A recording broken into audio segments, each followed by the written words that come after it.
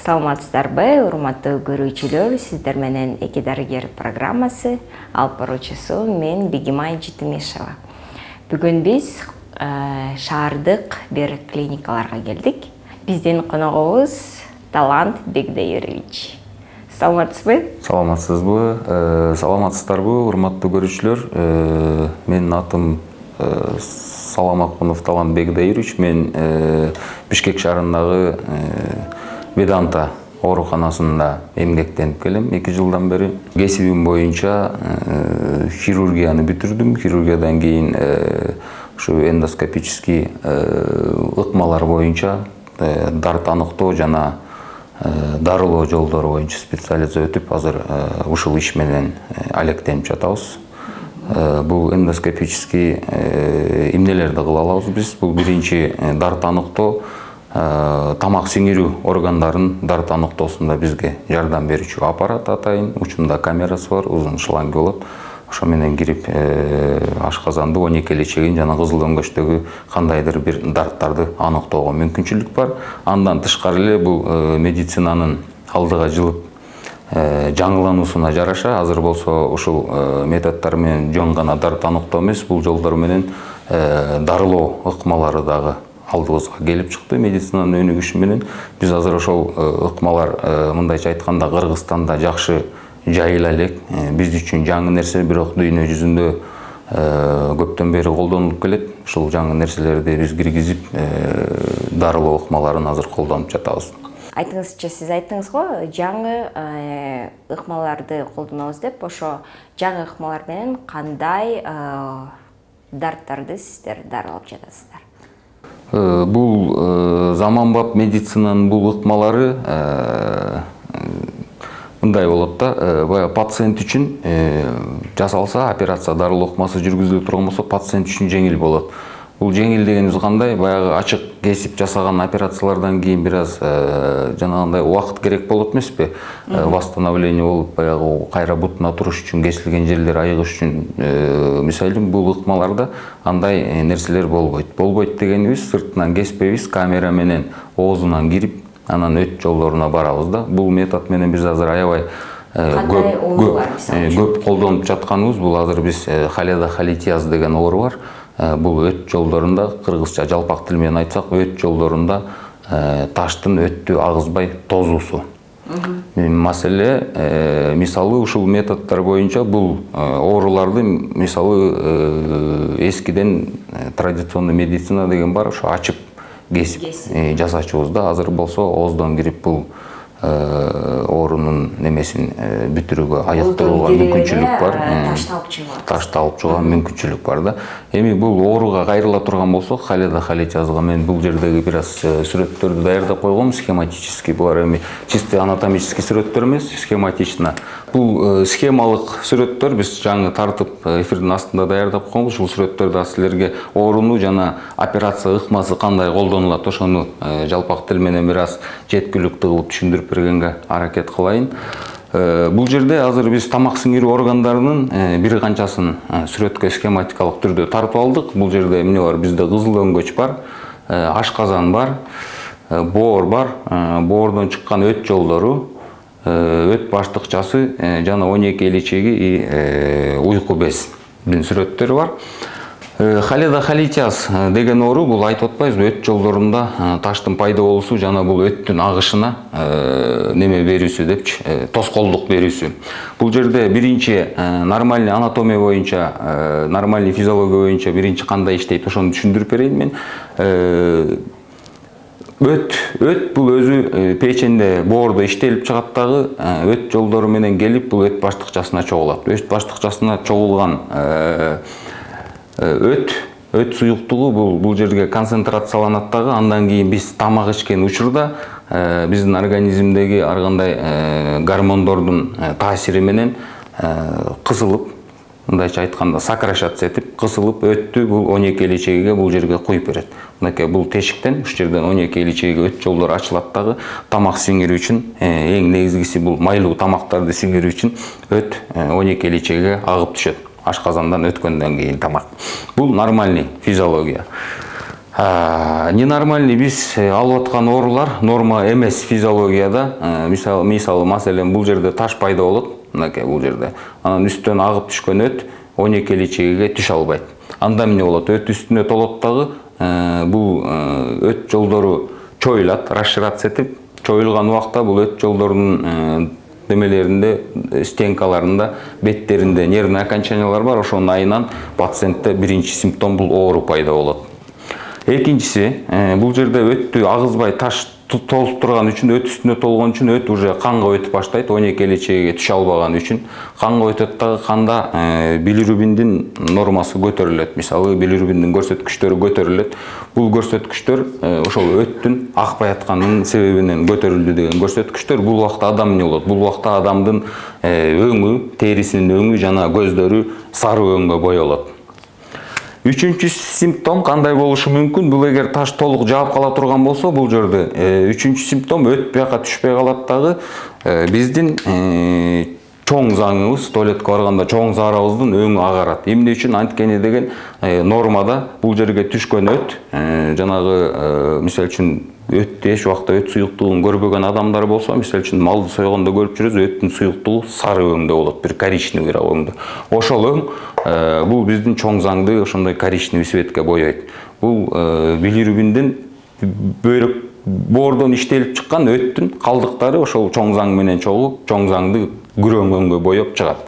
Анан естественно бул жерде таш туруп, эгер өт 12 личеге келбей калса, чоң заңдын өңү агарышы мүмкүн. Бул билирубин канга өткөндө дагы бир симптом бар. Бул кичинекей зааранын өңү кызарат. Кызыл өңгө боёлот заара. Бул общий жанагы оорунун симптомдору. Бул оору таш кайдан келип чыгат? Таш мындай бар, түрлөр бар. Таш өзү эле ушул жерде пайда болушу мүмкүн. Буну первичный холедохолитиаз деп коет. Бирок бизге эң көп кездешкен түрү бул оорунун бул өт баштыкчасындагы таштардын бул өт каналы менен жалпы өт жолдоруна өтүп кетиши болот да. Мисалы, өтүндө ташы бар адамдар бар да, мисалы үчүнчү, алардын ташы эгер майда болсо, бул риск көбүрөөк. Анткени бул өт каналчасынын размери где-то бир 2 мм болот. Таштар 2 мм, 1 мм болсо, алардын өтүп кетип, бул жалпы өт жолдоруна өтүп кетүү мүмкүнчүлүгү көбүрөөк. Ошол убакта мисалы көп кездешет да. Бул таштардын пайда болуусуна эмне алып келет? Таштардын пайда болуусуна баягы эле биздин жүрүм-турум образыбыз, ал биринчиси өт баштыкчасында өт суюктугунун курамынын өзгөрүшү. Экинчиси болсо бул өт жолдорунда кандайдыр бир тоскоолдук жаралышы, мисалы мындай болот, кээ бирөөнүн төрөлгөндө эле кандайдыр бир оорулар болот. Алардын баары бул өттүн агышын тоскоолдук берет да, артта калган өттө асадак пайда болуп, анан асадактан жанагындай биринчи сладж деп коет. Ал кум сыяктуу болгон майда жабышчак бөлүкчөлөр пайда болуп дагы молекулалар. Ал молекулалардын бири-бири менен биригип отуруп, анан алар чоң таштарга айланат да. Бунун баары ушул өт жолдорунун туура эмес иштесинен. Экинчиси болсо бул жанагындай өттүн курамынын, өт суюктугунун курамынын өзгөрүшүнөн келип чыкчу кубулуштар болуп эсептелет. Анан бул жерге кандай биз ыкма менен колдонуп операция жасап атабыз. Азыр биз бул мындай да, азыр элдерде мисалы үчүн бул жөнүндө айтып берип атсаң, элдер ойлойт, бул өт баштыкчасынын ичиндеги ташты ушул жол менен алып атат деп. Жок. Ошо суроону мен дагы берейин деп аттыңыз беле. Анткени мындай суроону бейтаптар көп берет да. Өт баштыкчасынын ичиндеги таш боло турган болсо, бул эң негизги жакшы ыкма өт баштыкчасы менен чогуу алынат. Лапароскопическая холецистектомия деп коет. Муну дагы жеңил жолдор менен кеспей туруп, прокол жасап, тешип кирип туруп эле инструменттер кирип алыш керек болот. Эгер макул бул жерде таштарыбыз бар, майда таштарыбыз бар, албай койдук деп коелу, пациентте симптомдор жок, пациент операцияга бергиси келген жок, бейтап жүрөт. Бул таштар бул жерге өтүп кетти. Ал убакта эмне кылыш керек болот? Ал убакта мурда биз жасап жүргөн операциялар боюнча бул жерде уже чоң операция жасалат. Ачык түрдө ичи кесилет, ачылат. Бул жерде мисалы үчүн мен схематично тартып койбодук. Мисалы үчүн бул жерде болсо, бул жерде бул өт жолдору жаап турат, үстүнөн бул ашказан жаап турат. Мисалы ичине киргенде мындай болуп баары общий көрүнбөйт да. Анан аны алыш үчүн чоң операция керек болот. Органдарды ары бери түртүп, бул жерден бул жерди кесип кирип туруп, анан ал ташты тышка чыгарып, анан тышка мындай трубка өттү тышка агызып, Бул жердеги анткени биринчи күндөрү бул жердеги сфинктер одди деген бар. Бул өттүн агып чыгыш оозунда 12 элчеге түшүштө ошол спазм берип, бул биз кескен жерден өт тышка чыгып кетиши мүмкүн. Ошон үчүн бул страховочный трубка деп коет. Бул трубка менен ошол бул жерди разгрузка кылып жакшы болгуча ушундай трубка менен жүрүп турат.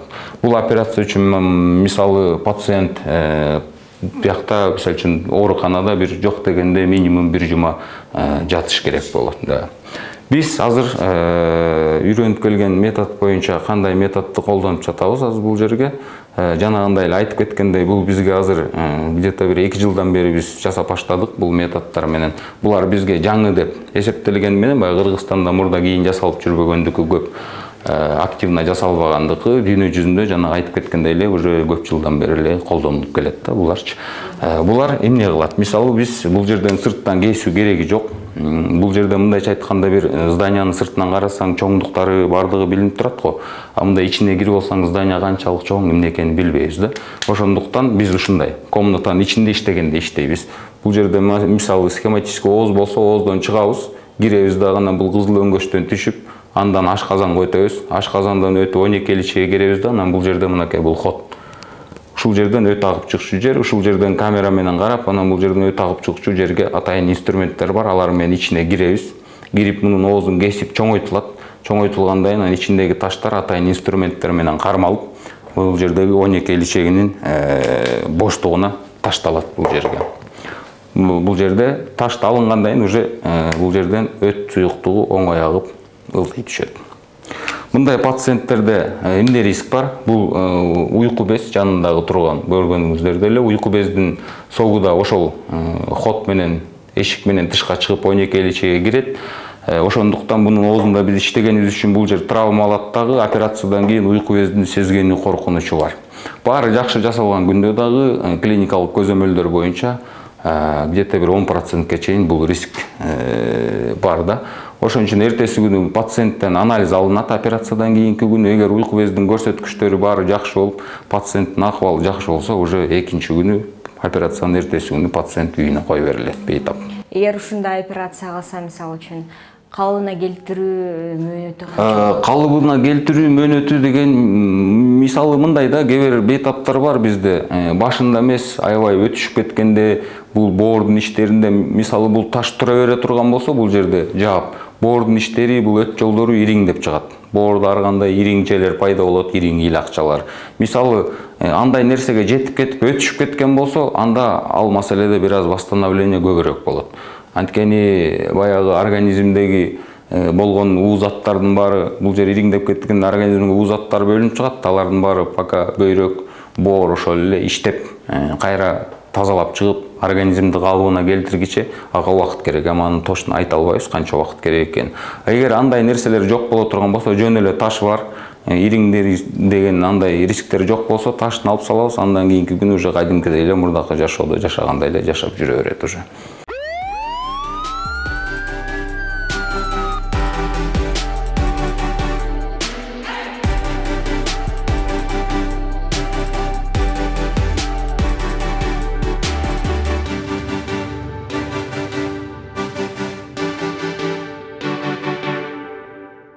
Демек, бул операцияны кылыш үчүн уйку бези, мисалы үчүн, бардык норма болуш керек экен да, көрсөткүчтөр. Эгер мисалы үчүн диабет менен ооруган болсо, бул операция болбойт. Болот. Диабет менен ооруган болсо дагы болот. Анткени биз уйку безге эч кандай тиеши кылбайбыз, бул жердеги болгон ташты алабыз да.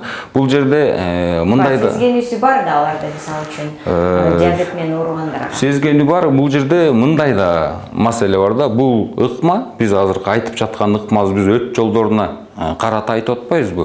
Бул таштар уйку безде да жолугат, бул уйку бездин каналчаларында дагы. Ошол убактарда бул жол менен уйку бездин ичине кирип да уйку бездин таштарын тазалап чыгууга мүмкүнчүлүк бар. Анан жана сиз айтып атпайсызбы, диабети барларда уже хронический панкреатит деп коет. Элдин баарында эле көп кишиде көрүп жүрөбүз биз хронический панкреатит деген. Ал эгер обострение бербей норма турса, эч кандай андай маселе жаратпайт да, проблемалардычы. Анан бул жерде мындай дагы бир маселе бар. Острый панкреатит деген бар, курч панкреатит, хронический эмес. Мисалы курч панкреатиттин бирден бир алдыңкы немелердин себептеринин бири ушул жердеги жүргөн ушул өт жолдорунда же болбосо өт баштыкчасында жүргөн таш болуп эсептелет. Эгер андай учурларда ошондой акыбал бар болсо, бул операцияны жасасак, бул поджелудочный уйку бези үчүн ал нерсе мисалы ооруну айыктыруучу болуп эсептелет. Бул риск болсо, жанагы айтып аткан бул поджелудочный железанын риски ал өтө аз процентте биз күткөн клиникалык же болбосо терапевтикалык эффект бул өтө чоң процентте. Мисалы үчүн 10% болсо 90% айыгуу деген маселе бар. 90% болбой коюшу мүмкүн деген да бар. Ошондуктан бул операциялар предлагация этип пациенттерге, бейтаптарга биз буларды жүргүзүп, ыкмаларды айыктырып жатабыз. Демек, бирок бул ыкма менен дарылоо үчүн алдын ала сиздер диагностика кыласыздар. Ооба, бул ыкма менен, конечно, биринчи оорунун себебин табыш керек болот. Себеби табылгандан кийин ошол себепке жараша кандайдыр бир кыймыл-аракет киргизиш керек болот, жүргүзүш керек болот. Мисалы, бул жерде мындай бар да, өттө таш пайда болсо, өт баштыкчасында таш бар боло турган болсо, буга эң жакшы жана оңой, жеңил бак табылчу нерсе бул ультразвукалык же болбосо ультрадобуштук изилдөө. Ультрадобуштук изилдөө мындайча айтканда биздин тил менен УЗИ, элдин баары УЗИ деп тааныйт. УЗИ менен гана көрүп коюуга болот. Өт жолдорун, өттү, өт баштыкчасын УЗИ менен көрүүгө болот. Бирок өт баштыкчасына өтүп кеткен таштар, эгер бул өйдөрөөк жакта болсо, УЗИден көрүүгө мүмкүнчүлүк дагы көбүрөөк. Эгер бул таштар ылдыйраак, бул эң ылдый жагында боло турган болсо, обычно ушул ылдый жакта болот. Муну УЗИнин бул өт жолдорунун ушул ылдый жагын УЗИнин дистальный конец деп коебуз. Бул жагын УЗИнин көрүш мүмкүнчүлүгү бир аз чектелет бул убакта. Анткени бул жерде уже жанында, бул жерге келгенде жанында бул ашказан бар, ичегилер бар. Бул ичегилердеги газ бул көрүштү бузат да. Анткени анан точно таш бар жок экенин УЗИ көрбөй коюшу мүмкүн. Бирок УЗИде эмнени көрсөк болот? Биз бул таш бардын признактарын көрсөк болот. Ал кандай признактар? Бул жердеги өт жолдору нормадан чоң болуп, чоңоюп кетиши. Мындайча айтканда, расширация, кеңейип кетиши да. Ошолорду көрө турган болсо, значит, муну көрдүк, бирок таш көрө алган жокпуз. Бул жерде дальше кандай тактика кылышыбыз керек? Мындан кийинки тактикабыз болсо, магнитно-резонансная томография деп коет. Ошол томография, магнитник томографиянын атайын бир фазасы болот. МРПХГ деген, магнитно-резонансная панкреатохолангиография деген фаза бар. Ошол фазада именно жалгыз ушул өт жолдорун, бул боордун ичиндегилерин дагы, анан боордун сыртындагы өт жолдорун, өттү өзүн, анан бул уйку безинин протогун, панкреатический проток деп коет. Ушул жалгыз гана ушул протокторду бизге көрсөтүп берчү бир ыкмасы бар. Ошону тарттырышыбыз керек болот. Аны тарттыргандан кийин уже анан биз дискин салып компьютерден айлантып көрөбүз дагы, анан бул өт жолдорунун анатомияларын боюнча маалымат алабыз. Бул бир, жана айтып атпайм мен, мындай биз иштегенде комнатанын ичинде иштейбиз, сыртында канчалык чоңдук бар, эмне бар билбейбиз депчи. Бул МРТнын бирден бир тартылган себеби да бизге операция маалында жардам берет. Мисалы, адамдарда төрөлгөндө эле кандайдыр бир аномалиялар менен төлөнүшү мүмкүн, өт жолдору туура эмес болушу мүмкүн. Биз мисалы үчүн ичинен кирип, бул жерден киргенден кийин кайда кетип атат, ошонун баарындай көз алдыбызга коюп алабыз да. МРТ менен полный баягы нормальный анатомия же болбосо ненормальный кандай нарушениялар бар болсо, ошол анатомиянын баары биздин көз алдыбызда болот да. Бизге бул ыкма менен операция жасап пациенттерге жардам берүүнү жеңилдетет десек болот. Сиз аябай сонун бизге түшүндүрүп бердиңиз го. Бунун профилактикасы барбы? Мунун профилактикасы мындай, эми айтып атпайм, биринчи себеп бул таш пайда болуу себеби да. Бул ушуну профилактика кылышыбыз керек. Муну профилактика кылыш үчүн эмне кылыш керек? Мисалы, мындай нерсе бар. Айтып атпайм, жана таштар эмне үчүн пайда болот? Бул өт суюктугунун курамынын өзгөрүшүнөн жана бул өт жолдорунун функциясынын бузулушунан, мисалы, бул функцияларга эмне кирет? Курам бузулушуна эмне кирет? Мисалы үчүн мында деген өт кислотасы, фосфолипиддер жана андан башка дагы кошулмалар болот. Бул өт суюктугунун курамында. Жеген тамагынан көз каранды болот. Ошондон көз каранды болот. Мисалы, мындай маселе да, ушул диета жагына ушул өттүн курамынын өзгөрүшү жардам берет да. Мисалы, адам куурулгандарды же болбосо жанагындай майлуу тамактарды же болбосо простые углеводы деп коет, жөнөкөй углеводдор. Булар болсо жанагы ак ундан жасалган выпечкалар. Выпечка деген таттуу нерселер да. ошол нерселерди жегенде бул өттүн курамында маселен холестерол же болбосо холестерин деген көбөйөт дагы. Бул соотношение бузулганда жанагындай асадактар түшүп таш пайда болуу риски көбөйөт. Экинчиси өт жолдорунун туура эмес иштеши дегени, бул өт жолдору бул жерге топтолгон өттү толук бошото албайт да. Какой-то bir часть бошотот, бирок кандайдыр бир частьты, мисалы өт толук болсо, бул жарымын сыкканда жарымы бошосо, жакшы сыгып албайт. Бул жарымы бошойт дагы, жарымы калып кетет. Анан маселе мындай бир стаканга суу куюп 1-2 күн коюп койсок да түбүндө асадак түшкөнүн көрөбүз да. Бул жерде деле ошондой маселе болот да. Калып кеткен өттөн асадак түшөт дагы. Жана холестериндин молекулдары чогулат, алар сылачка жана баткак сыяктуу замазкообразный жабышчак, желчка алмашат дагы. Анан алар жабышып отуруп таштардын пайда болуу мүмкүнчүлүгү бар. Бул экинчи маселе. Үчүнчү маселе, өт жолдорунда кандайдыр бир тоскоолдук бар. Өт нормально иштейт, баары агып түшөйүн дейт, бирок түшүрбөй кандайдыр бир частын жанагы айткандай эле өттүн артта калып кетет да.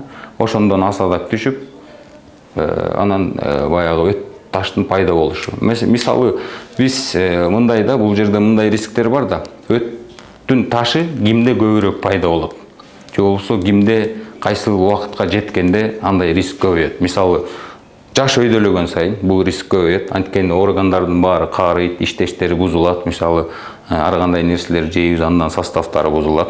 Возраст буга мисалы үчүн эч кандай действие бере албайбыз, профилактика жүргүзө албайбыз. Анткени турмушта көрүп атабыз, возрастыбыз жаш маселе өйдө көздөй көтөт. Карайбыз да. Экинчиси болсо бул аял кишилерде көп болот бул таштар.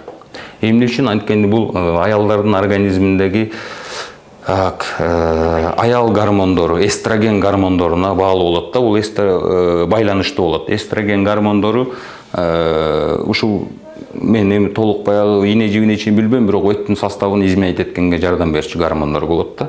Бул жерден эмнеге токтолсок болот? Гим оральный контрацептиви деп коет го. Адамдар колдонулат, баягы боюна бүтпөш үчүн ооздон алчу атайын таблеткалар бар. Ошолордун составында дагы эстроген гормону болот, аялдардын гормону. Мисалы үчүн ошондой таблеткаларды колдонгон адамдарда да таштын риски көбөйөт. Эгер даже ташы жок болсо да, баары норма иштесе дагы аларда көбөйөт. Үчүнчү маселе бул наследственность, генетикалык маселе. Толук изилденип бүтүлгөн эмес, бирок бул суроолор боюнча да көп мындай өйдө ылдый ой пикирлер бар. Бирок кимдин ата-энесинде мисалы ташы бар болсо, аларда риск көбүрөөк, таш пайда болуу риски чем ата-энесинде ташы жок кишилерге караганда. Мисалы үчүн бул нерселерге биз действие бере албайбыз. Жанагы өттүн курамы, же болбосо өт жолдорунун иштеши дегенге действие берсе болот. Алар үчүн кандай профилактика жүргүзүшүбүз керек? Жанагы мен айткандай диетага отурушубуз керек. Бул бир. Экинчи маселе, диетага отурганда, ачка болуп диетага отургандар бар го, такыр эчтеке жебей. Аларда да таштын пайда болушу көбөйөт. Эмне үчүн? Анткени биз тамак жебесек, өт баштыкчасы кысылбайт дагы, өт агызбайт, өт ичинде тура берет, андан асадак пайда болот да. Түшүнүктүү? Анан жана өттүн курамын азайтчу продукталар эми алардын баарын айтып берчү үчүн өтө чоң мындай обширный өзүнчө. Ар бир бизге келген дарыгерлердин бардыгы айтышат да, жылына бир жолу обследование кылыш керек, анан канды бериш керек, анан зараны бериш керек, анан кийин деп. Сиздин ошондой кеңештериңиз барбы биздин? Бул жерде мындай да, жанагындай эле айтып өткөндөй, эгер риск таш пайда болгонго риски бар болсо, мисалы үчүн жаш өткөн апалар, аталар УЗИни өтүп турса болот. Чтоб бул жерде таш пайда болот болбой эле аны көрүш үчүн, жана бул маселеге жеткизип, чоң операцияга жеткизбей, өт болсо ошол өттүн жанынан эле өт менен чогуу алып бул маселени бүтүрүш үчүн бул профилактика жүргүзүлсө болот жаш өткөндөргө. Адам эгер немеси баягы возрастынан өйдөгөр аял болсо, обязательно бир жылда бир өтүп турса анын зыяны тийбейт. УЗИ деген бул неинвазивный метод, ошон үчүн зыяны тийбейт. Экинчиси жанагындай ата-энесинде таш барлар да, мисалы. Үчүнчүсү жанагындай неме колдонуп жүргөндөргө, жанагы боюна бүтүрбөш үчүн дарыларды, гормональный дарыларды колдонуп жүргөндөр. Мисалы үчүн ал кишилер анан неме ожирениясы бар кишилер. Баягы толук кишилер, абдан чоң веси чоң кишилер, булар дагы ушундай немени УЗИни өтүп турса, алар үчүн ашыкча болбойт. Анан эчтек жериң оорубаса, жаш болсоң, мындай рисктери жок болсо, бир жылда бир УЗИ өтүштүн деле анчалык кажети жок деп ойлойм да. Но бирок баягы эми азыр мындай маселе да, бизде мурдакыдай баягы биздин аталарыбыз айтат го, биз бүт натуральный жечүбүз, баары жакшы болчу депчи. Ошол маселенин айынан эле кайра эле ал эчтеке риски жок болсо деле бир жылда бир өтүп койсо ага деле эч кандай зыяны жок. Анткени бул эмне үчүн өтөт? УЗИден өттүн ичинде таш бар да, көрөт да. Майда таштар бар. Мисалы мындай пациенттер бар, мындай да суроо көп келет да. Мен өтүндө таш бар, бирок эч кандай оорутпайт. Мен операция жасатышым керекпи же жасатпашым керекпи? Бул вопростар боюнча да өйдө ылдый аябай көп экиге бөлүнгөн ой пикирлер айтылат. Бирөөсүндө жасатыш керек дейт, бирөөлөр тийбеш керек дейт. Дагы деле мен жанагындай рисктерге токтолом. Эгер өтүндө таш бар болсо, 2 мм, 3 мм болгон майда таштар болсо, даже если эчтеке оорутпаса, алдырып салса жакшы болот. Анткени анын бул жерге өтүп, баягы чоң маселе жаратуу коркунучу көбүрөөк да. Андан кийин сахарный диабет бар болсо адамдын өтүндө таш бар, бирок оорутпайт алардыкычы, бирок сахарный диабет бар. Буларды мисалы өт приступ бербей турган убакта алыш керек болот. Эгер өт приступ берип бул жердин баары ириңдеп кеткен убакта уже алыш керек болуп ала турган болсо, билесиз, сахары көтөрүңкү кишилердин баягы айыгуу процесси жайыраак жүрөт да, ошон үчүн аларга кыйын болот. Ошон үчүн мындай жөн турган кезинде алып салуу аларда оңойрок болот. Мындайча айтканда, операциядан кийинки оорунун кабылдоолорун азайтсак болот деген сөз да. Үчүнчүсү жанагындай медицина жардамынан алыс калып калчу кишилер. Өтүндө ташы бар, оорутпайт, бирок медицина жардамга келе албаган кишилер. Мисалы, за граница учуп кетип аткан, бирок страховка оформлять этпеген кишилер, алар алдырып салыш керек болот. Анткени чет элге барганда ал жерден оорутуп калса, страховкасы жок болсо, бул операция үчүн абдан чоң суммаларды төлөп калышы мүмкүн да. Ошон үчүн бул жерден алдырып, анан даярданып кетиш керек болот. Ушундай критерийлер бар. Ошолор алдырса болот. Анан эгер андай риски жоктор болсо, эгер эч кандай өтүп оорутпаса, таштары майда эмес болсо, жүрүп турууга мүмкүнчүлүк бар. Ташы чоң болсо да, 2 сантиметрден өйдө таштар болсо дагы алдырып салыш керек болот. Чоң экен деп айтып калышат. Чоң экен деп айтып калышат. Ошол таш 2 сантиметрден өйдө боло турган болсо, анда алдырыш керек болот. Эмне үчүн? Анткени ал таш эгер эч кандай приступ болбосо деле, аны алдырыш керек. Анткени ал кийинчерээк жүрүп бул оорунун кабылдоолорун берет. Ал кайсы кабылдоолор? Мисалы үчүн чоң таш бул жерге турат да. Анан бул маселе биздин өт баштыкчабыз, бул жанагындай эле баштык сыяктуу эле жумшак нерсе болот. Бул жерге таш турса, бул однозначно оор нерсе тургандай бул чоюлатындай болуп. Көрдүңүзбү? Эгер мынтип чоюлуп бул жерде таш тура берет дагы, бул эгер бул өт жолдору менен тийишип кала турган болсо, же болбосо бул ылдый чоюлуп келип туруп бул 12 иличеги менен тийилип кала турган болсо, бул таштын айынан таш ошол жерде раздражать этип берип, экөөнүн ортосунда тешик пайда болуу коркунучу бар да.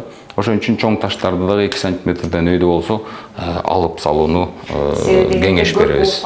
Менин бир эле ташым бар экен, анан кийин мага айтышты, эч кандай приступ бербесе, андай жүрө бериңиз депчи.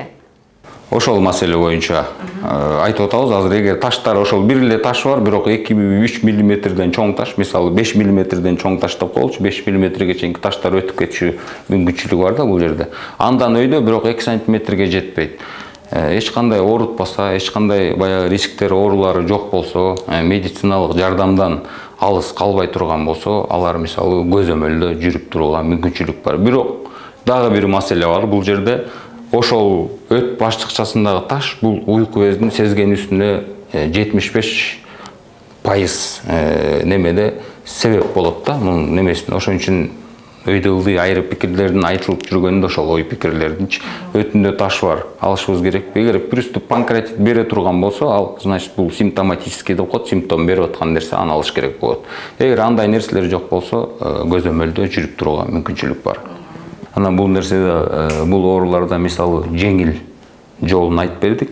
Жана биз колдонуп жаткан заманбап медицинанын ыкмасы бул жеңил жол болуп эсептелет. Анткени пациент операциядан кийинки күнү эле үйүнө барып баягы өзүнүн жашап жүргөндөй жашоосун улантат да. Анан бул жерде баягы айтып атпайбы, эң негизгиси, баалуусу бул ооруну дарылоо эмес, оорунун алдын алуу депчи. Бул алдын алуу боюнча жанакындай эле диеталарды кармашыбыз керек. Диета кармаганда эмне? Жана мен айтып аткан жөнөкөй углеводдор, булар жана таттуу нерселер, ак нандан жасалган выпечкалар, ак ундан жасалган. Андан кийин куурулган жана майлуу продуктулар, майлуу тамактар. Буларды азайтышыбыз керек. Көбүнчө эмнеге көбүрөөк басым жасашыбыз керек? Бул жерде басым жасалчу нерсе бул өсүмдүк, мөмө жемиш продуктулардын, азык түлүктөрүндө басым жасасак, бул таштын пайда болуу риски азаят деген сөз бар. Тамакты күнүнө канча жол Күнүнө тамакты обязательно 3 малдан кем эмес жешибиз керек. Бул дагы риск болуп эсептелет. Эгер тамак жебегенибиз, анткени биз тамак жебесек, өт башчыкчасы сыгылып өттү биздин организмге 12-чиге куюп бербейт да. Ал жерде ал тура берсе, жана айткандай эле астына асадактар түшөт дагы, таш пайда болуу риски көбөйөт да. Ошон үчүн 3 мал, 4 мал кылса дагы болот адамдар. Бирок жанагындай майлуу, курулган, андай мындайларды жеп кыймылы жок отура бере турган болсо 4 мал же деген мени 4 мал жебесем өтүмдө таш пайда болот деп жана майлууларды жеп отура берсе, анда толуу процесси келип чыгат дагы, ожирение оорусу келип чыгат. Ошон үчүн эмне кылыш керек? Бул жерге кыймылды кошуш керек. Анткени алган энергияны сжигать этиш керек болот да. Кыймыл дагы эмне үчүн, эмнеге жардам берет? Кыймыл деген биздин организм при физической активности, физикалык активностьта биздин организмде холецистокинин деген гормон бөлүнүп чыгат. Бул гормон дагы, ушул гормон дагы бул өт баштыкчасынын кысылуусуна же болбосо жыйрылуусуна, сокращениясына жардам берчү гормон болот. Значит, бул гормон бизде бөлүнүп чыга турган болсо, значит, баягы өт баштыкчасынын жыйрылуусу да толук болот дагы, өттү дагы өт баштыкчасынан 12-чиге куюп берет. Ошондой маселе. Сөздүн аягыбызга биздин көрүүчүлөрүбүзгө тилек каалооңуз бар болсо? Каалоо тилек болсо, эми баягы биз медицина кызматкерлери болгондугу үчүн биз эң биринчи байлык бул ден соолук деп билебиз. Ошондуктан бардык көрүүчүлөргө, бардык эле жалпы кыргыз журтубузга бардыгына биринчиден ден соолук тилейли, Аллахым ден соолук берсин. Экинчиден өмүрлөрү узун болсун, жашоосу жарык болсун. Үчүнчүдөн ден соолугуна кам көрүшсүн. Бир адамдын ден соолугу үчүн жалгыз гана дарыгер жооптуу эмес, эң негизги жоопкерчилик бул адамдын өзүндө жатат да. Алладан берген аманатты, ден соолукту бузбоого жана чыңдоого аракет кылыш керек. Чыңдоо процесстери болсо жанагындай кыймыл аракет, убагында уктоо, убагында тамактануу, туура тамактарды алуу, стресстен, эми уктаганда стресстен эс аласыз да, ошол стресстен эс алуу, обязательно эле үйдө уктап эс алуу эмес, бул табигатка чыгуу. Бул дагы абдан организмдин баягы духовно эс алуусуна абдан жардам берет да. Ошол, анан көрүүчүлөр аман болуңуздар.